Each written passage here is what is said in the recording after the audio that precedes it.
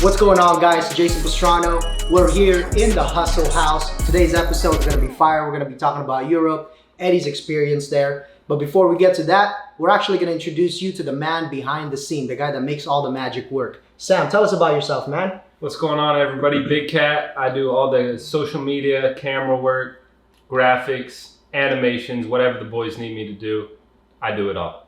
Sam, so what made you even want to get started in recording the photos, all that good stuff that you're into right now?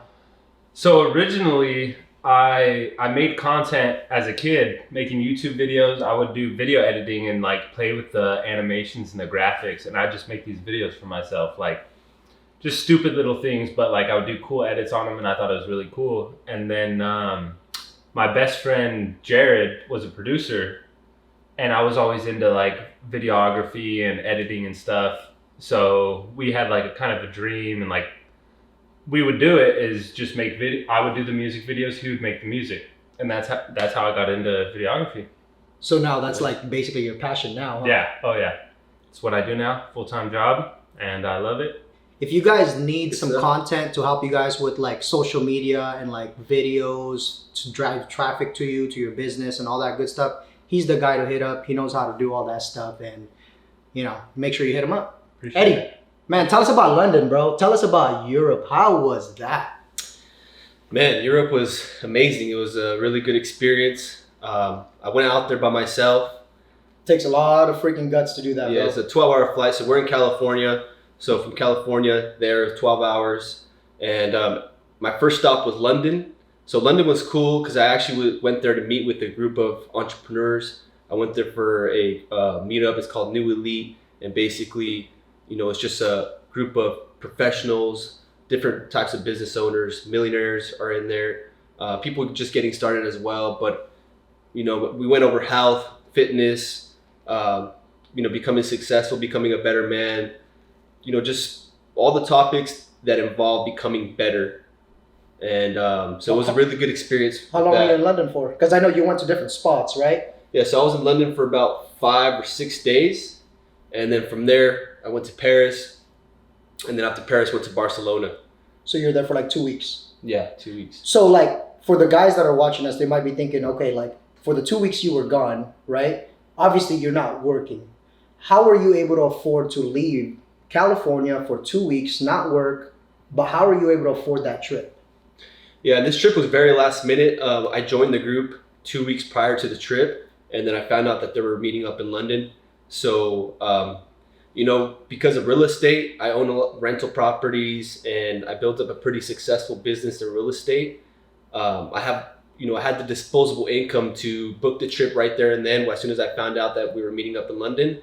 And as far as income, being out there for 2 weeks, my business was running even when I wasn't there. I had set up people to help take care of my portion of the work at my business, and then also just earning income from my rental properties. So whether I'm working or not, I'm always earning money from my rental properties. My rental properties produce enough to cover all of my expenses. So if I stopped working today, all my expenses would be taken care of on a monthly basis. So how important do you think it is when it comes to having a business and having other people and creating a team, so that way even when you're not there for 2 weeks, and it still runs and it doesn't fall to the ground? I think it's definitely key, especially if you want that time freedom, to be able to do those kind of things. You just never know what's going to happen too if you end up getting sick or injured and you can't go to your business. You want to be able to have those people in place that can go in and take over for you. So I think it's, very important. Very, very important. So you were in London, you went to Barcelona after? I went to Paris. Paris. And then Barcelona. So like for me, I'm from the Philippines, so I moved there when I was 9. So when I moved here, like it was a cultural like shift, like everything was different. Like it was completely different from the Philippines to here.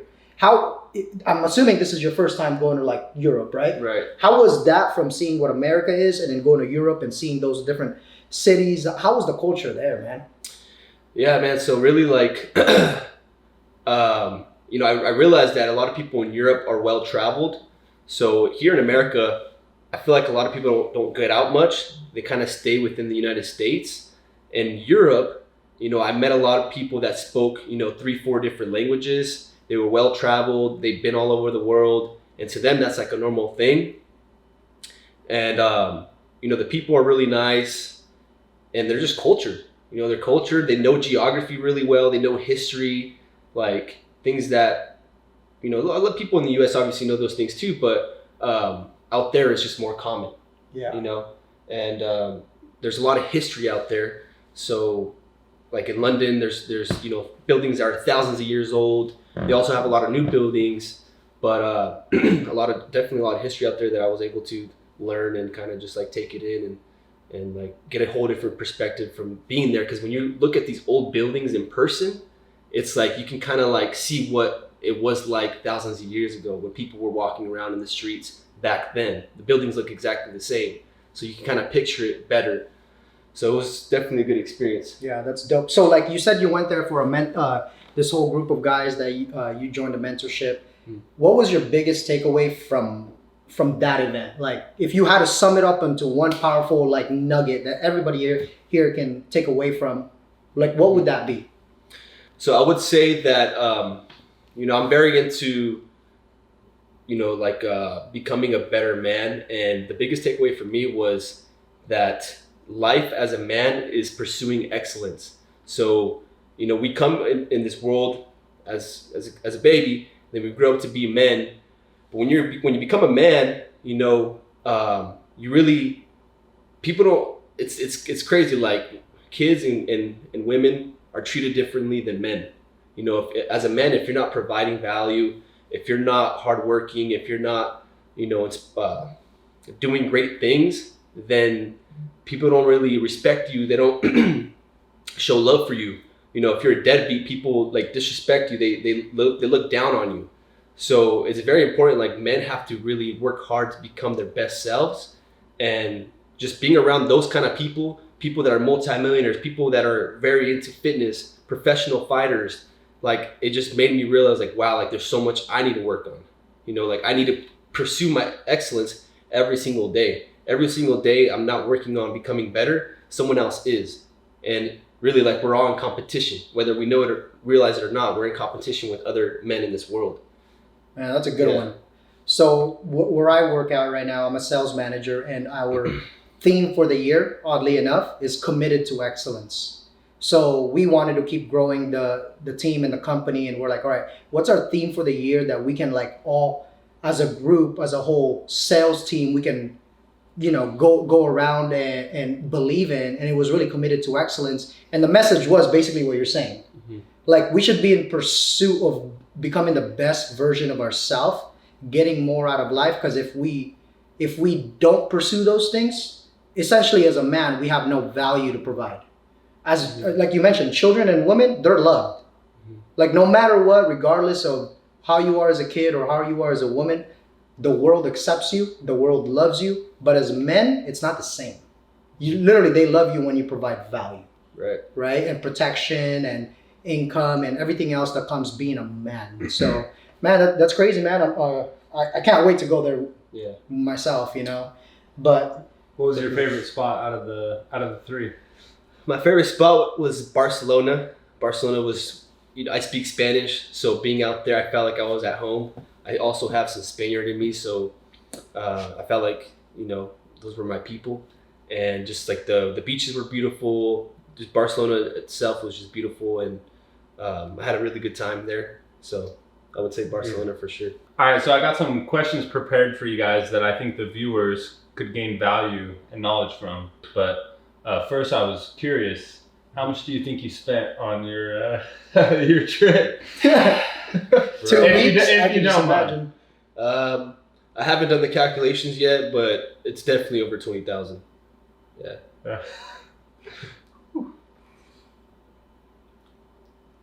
I think it was over 25, 30, my boy. What do you guys do every day, or what daily habits or routines do you guys have that you think is a key to your guys' success? I mean, there's a lot that I think we've done over the years, right? I mean, for one, for example, reading books. I would say right? I would say it all started with fitness, with working out. I started off there. Like we started working out, and then from there we kind of just got in the mindset of improving ourselves, and then we started reading books, and then that led to just personal development, going to seminars, and kind of like a snowball effect. We just kept building from there. But as far as a daily routine for me personally, I try to read every day. I definitely work out every day, and I listen to podcasts. I do something every single day that's going to get me closer to my goal. So as far as with my business, I'm going to do something to get me closer to that goal that I have. And, little by little, like getting 1% better every single day. At the end of the year, you're at 365% better. Like just everybody has different goals, but those are my activities that I do daily that has helped me become who I am today. I'm kind of the same way. So obviously your fitness, you don't want to be wealthy and unhealthy, right? You can't even enjoy the wealth that you've created. So for me, and over the years, I mean, how long we've been working out for? Like close to 10 years now? It's probably been more than that. Over 10 years. Since we were freshmen in high school, It's been 12 years. It's been a while. So that's the number one thing, making sure that 5-6 times a week, getting your body right and in your mind right too. The books, the podcast, you got to learn something new, right? So whatever specific role you have in your job or like your business, for me, it's sales, right? So every day I'm trying to learn more sales stuff, like how to communicate with clients, how to build a basis of customers that would always do business with us. So things like that, and really just making sure your mind is right, thinking about what you're grateful for, and writing down your goals, looking at your goals every single day. If you're not thinking about your goals and reading your goals, looking at your goals on a day-to-day basis, how you can't hit a target you're not intentional about, right? You're not going to just magically show up in London. You're not just going to magically show up in New York. Oh, and by the way, before my Europe trip, I was actually writing down in my goals that I'm well-traveled. I am well-traveled. So when I write my goals, I write them in present tense. Okay. So one of them was I am well-traveled, because it's been a goal of mine to travel the world. And so I feel like I wouldn't have done it if it wasn't one of my goals, So I think I do that as well, writing down my goals every day. That is very important. Because like then you're thinking about it every single day. Yep. And so like you're naturally just going to go towards that. And I remember, so like this is the funny thing about the goals thing, right? I remember when we first got Think and Grow Rich, the book. Napoleon Hill, the one thing that he talks about in that book that was like the number one message is that you become what you think about. So if you're constantly thinking about a goal, right? That's something that you want, whether it be income, fitness, relationship, traveling, that's what you gravitate towards you. And that's what you gravitate towards. And vice versa, if you're thinking about all the things like failing, the things that you don't want, or what if this goes wrong, guess what? You're going to gravitate towards you, those negative things. So for us, reading our goals and looking at it every single day and like thinking about it, we're being intentional about it because we know we're going to attract those things eventually through circumstances, people, events, and so on and so on. So you guys are obviously pretty successful, and with every success story, there's always setbacks. What have you guys learned from your guys' biggest failures and came out on the other side stronger, smarter, better men? That's a good one. Yeah, it's a good question. Yeah. Biggest failure, huh? I mean, I've had a lot of failures, and I would say that I can't really say one in particular is like the one that, has helped me, but all of them together, I've lost money in deals that has taught me big lessons, so that I won't do them for other deals. And also just like, relationships that I've been in that, didn't end up the way that I thought they were going to, has taught me a lot. And I feel like the hardships in my life, the failures, has made me work harder. Like the things that happened in my life that were actually, that hurt me or that had me in a depressed state, really made me who I am. Like it made me work harder. Like I used that as energy to become better. So I was like, all right, cool. Like that happened. I'm going to get fit. I'm going to get really fit. I'm going to get strong. I want to make as much money as possible. Like I've always had that mindset of like proving people wrong or using my my bad energy and use it towards something good. Like I've just always done that. So very important to be able to do that. If you're heartbroken or if you're, some in your family passed away and you're hurting right now, use that as energy to get into the gym, become the best version of yourself, prove those people wrong. And, I feel like that's the best energy you can have as a man. Yeah. I mean, for me, I can't really pinpoint like a certain failure, but I would probably say like, I remember you could call this a failure. I mean, I've had a lot of failures. I remember when I moved here from the Philippines, I was like, man, this sucks. I lost all my friends, right? And a lot of my family are over there. And I'm over here as a new kid, didn't know how to speak English, right? At that moment, I remember thinking in my head, like, dude, this sucks. You could kind of think of that as a failure, but because of that, I wouldn't have had the opportunity that I have today, right? To be able to build my own business, have a successful real estate company and all that good stuff, and building a portfolio of rental properties and being in sales, being a sales manager for a large company. So a lot of those things, I would say, like out of that failure, quote unquote, like coming from the Philippines, like being here, being alone and not having any friends, having to make new friends in third grade, that was probably my biggest failure, but turned out to be the most positive thing that ever happened to me. And I also remember this. I remember when we went, Jared, when we would go, what's that thing called? Not surfing, but you're on the right where the ocean, right where the water comes up. Bodyboarding? The little freaking the smaller board. Oh, yeah. Skimboard. So I remember that we went to Pismo. It was you, me, Jared, and a couple buddies, and we went to Hoagie's right after. I mean, mind you, we've been out there all day, right? And everyone's ordering food. I didn't order food, and they're all like, "Why don't you want food?" They're like, "Oh no, I'm good. I'm not even hungry." It's not that I wasn't hungry. I was freaking wakeboarding, surfing, swimming, and all that good stuff all day. And we go there. It's not that I'm not hungry. I just didn't have money. And I remember telling myself that day, like, I'll never be in a position like this ever again. So fast forwarding like 10 years later, all these goals that I've set I always thought of that. I never wanted to not have money, and I couldn't afford literally just $15. So out of that quote unquote failure, I think that those were the biggest things. And it's crazy. That's a good question, and most people think of failure as a bad thing. Yeah. Like literally, like don't be afraid of failure, because that's literally what's going to show you, like the thing that's going to help you like learn more is through failure. You learn some stuff from success, don't get me wrong, but I feel like you learn way more from failing, 100%. because it tells you what not to do. Yeah. So and I think failing is important. If you're not failing, you're not pushing yourself. Yeah. So you're being too comfortable, you're staying in your shell. So go out there and fail, guys. So we're talking about failure, and I feel like this is kind of relevant because it's like pivotal moments that project you towards success.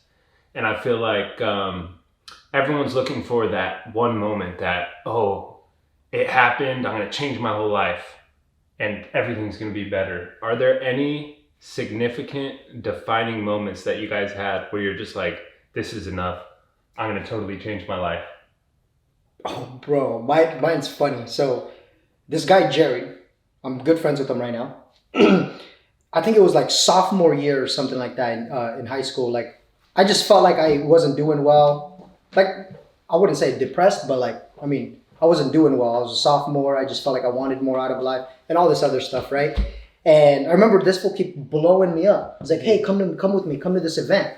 And I'm like, dude, I don't even know you. I'm cool. Like, I don't want to do all that, right?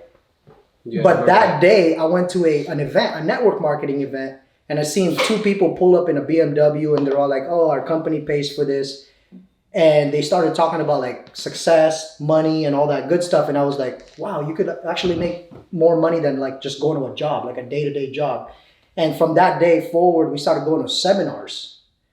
And those seminars weren't because we were going to the seminar. It was because we were going to the quote unquote, like the event it was VIMA. We're not doing that now. That was 10 years ago, but it's crazy how because of that one thing, it led us to reading books, going to a bunch of seminars. We've been to dozens of seminars over the course of the last 10 years. I remember saving up all my money just to go to events, seeing Bob Proctor and all these well-known speakers, just trying to get a golden nugget to get me to the next level. But if I didn't go to that, if he didn't call me, mind you, I wasn't hanging out with Jared at that time. Yeah. Like I knew of him, say what's up to him at school, but I was like, you know what? who cares? I'll go with them. Went to San Luis. That day literally changed my life. For me, I would say is when I got my real estate license. So Jason talked about Vima. I was involved in that as well. And that kind of like, I learned a lot from Vima, but I didn't make any money from Vima. Neither of us And did. after that, I think I got a regular job and started doing that. But where I really, I think, had my turning point was when I got my real estate license. So when I got my real estate license, I, started doing sales, and then I started doing research on doing fix and flips. So I started going on YouTube, researching, reading books, and I found my passion in flipping houses and investing in real estate. And then from there, kept selling houses, saved up money, and then got into fixing and flipping. And now I'm here at this point where I own millions in real estate, still in real estate. I own a fix and flip company, and all because of me getting my license. Yeah, I remember when everyone was telling you, was like, hey, no, don't do that. Go in a secure way. And I remember telling you, was like, no, do it. We're young. We were like 20 years old at that time. Yeah. And we're like, I was just like, do it. And then I was like, and plus on top of that, I'll learn stuff from real estate too, because you know it. And now, like literally, this fool helps me every time. When I see a property, I'm like, what do you think of this? Mm-hmm. And I've actually, we own some properties together as well. And if it weren't for him taking the leap at that time, I don't think I'd be investing in real estate today. Mm-hmm. Right? That's why it's like important. Like, who do you surround yourself with? Who do you listen to? Who do you listen to? Because a lot of people were telling me not to do it. A lot of people didn't believe that I would be good at it, because at the time, I wasn't well spoken. I wasn't confident. I was just this young kid. I got my license at 20 years old. I had a baby on the way too, so everyone was like, "Dude, just get a secure job so you can help with the baby, this and that." But I've always been kind of a risk taker, and I was like, "No, I'm gonna go out." And thanks to Jason too, like he was right there, supporting me. And I just went for it. And it was tough in the beginning, but now it's like huge. So what do you guys think are, we'll just say, 3 valuable skills that are necessary in order to be successful, minus working hard? Because if you don't work, everyone should know that one. If you don't work hard, that's number one. You have to work hard. But other than working hard, what 3 traits or habits do you think make someone successful in any industry? So 3. All right. So I'll give you my 3. So number 1, I would say persistence, because you don't know how many times I wanted to give up in real estate when I first got started, but I didn't, because I was like, you know what, I'm going to follow through with this. I said I was going to do it. Let's follow through with it. Being persistent. So with anything in life, if you're just getting started in the gym, you're not going to see results right away. You got to be persistent with business, with your love life. Like, you got to be persistent. So that is very important. And then also I would say being a likable person, smiling when you meet somebody, when you're around people, have a smile, be nice, don't be all aggressive or like negative all the time. Be positive. That will get you really far, because people will like your energy and they'll want to be around you. And then also, like, you'll get more clients, you'll meet the right people, all because you have good energy. Yeah, and so the third and final one I would say is health. Health is the most important, because you can have all the money in the world, but if you're not healthy, you're not going to feel good and you're not going to perform good. But also, like, if you're get a disease or you are sick all the time, you can't function right. You're not going to be 100% yourself. So I would say those 3. Well, you took my first one. I was going to say persistence as well. I remember when you and I were working at Zodiac. Yeah. And I remember we're like, all right, let's make like a brand. Yeah. And we're like, I persevere. We're like, that's going to be our thing. We're going to start telling ourselves, like, I persevere, because we knew it's going to take time. I remember that. Yeah. We made some shirts. Yeah. We made some remember hats. the shirts. And people were like, oh. People still wear them to this day, by the way. People are like, people are like, oh, the clothing brand died. It's like, no, that wasn't the point. The point was like a mindset for us. So like, for sure, perseverance is a big one, right? A skill set. For me, I would say, based on my experience, I'd say sales. You got to learn how to communicate with a stranger, build trust, build rapport, so you can shake someone's hand and say, let's do business together. Mm-hmm. In my opinion, if you can't get across the room, across the table and say, hey, congratulations, or like, hey, we're doing business, whatever the business may be, whatever the product may be, right? That doesn't matter. But the skill of selling for me is like number one. That's how I've basically been able to take all that money I've earned and put it into real estate. So that's the big one for me. And I would say the second one is being able to speak well, right? So in sales, or just really in anything, right? You got to know how to articulate your message. You got to be able to explain it to somebody, right? So they can understand it.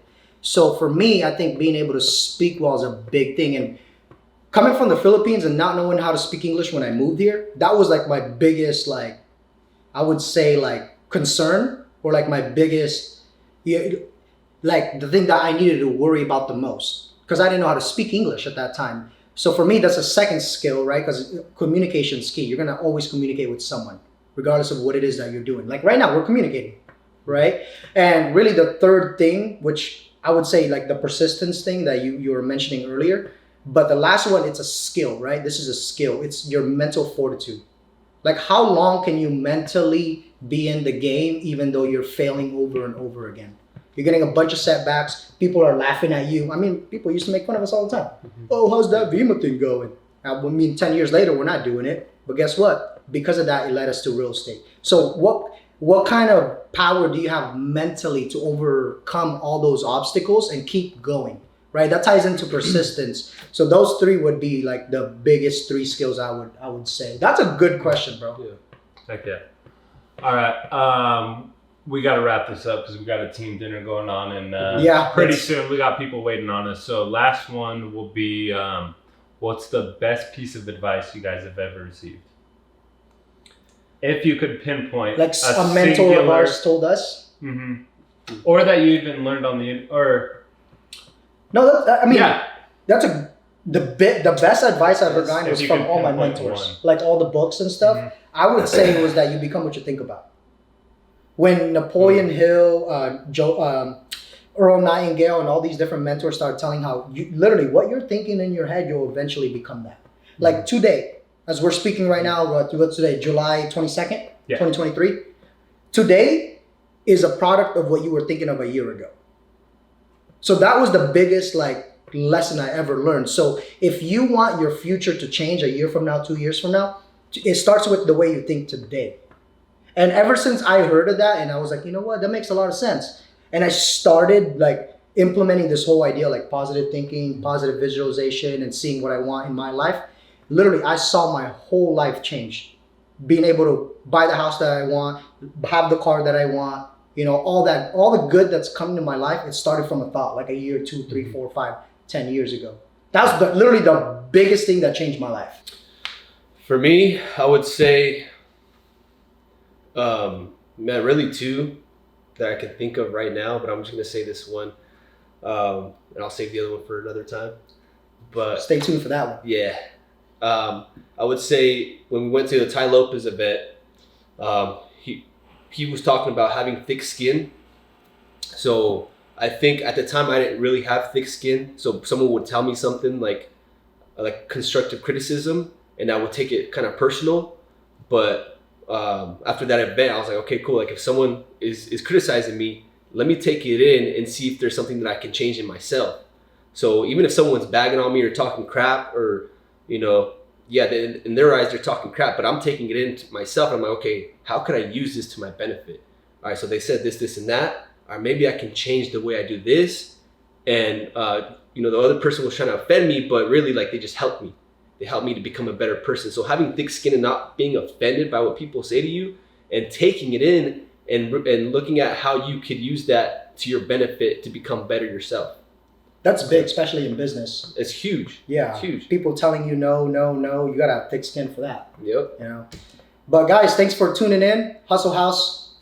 I actually have one more question before we wrap this up. Can I get a shoe check? A shoe check. A shoe check. Just kick them up real quick. Let's see. I got the olive Travis Scott's. Gifted those to him, actually. Gifted by my boy right here, Jason. So be around people like that. So the reason why I got those shoes I got the Mochas, the Travis Scott. The reason why I got that for him is just like, hey, you know what? You've helped me with all these real estate deals, building my rental portfolio. That's why it's so important to have good friends, right? Yeah. I don't know how to edit videos, how to make videos look cool and all that, but this guy's an expert at doing that.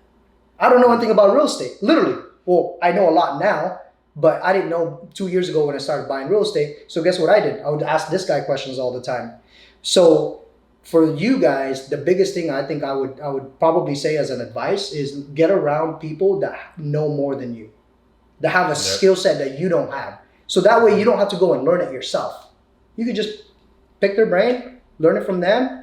And that's why it's important to have good friends around you. And we'll see you guys at the top, man. Hustle House Podcast, we out. All right, guys.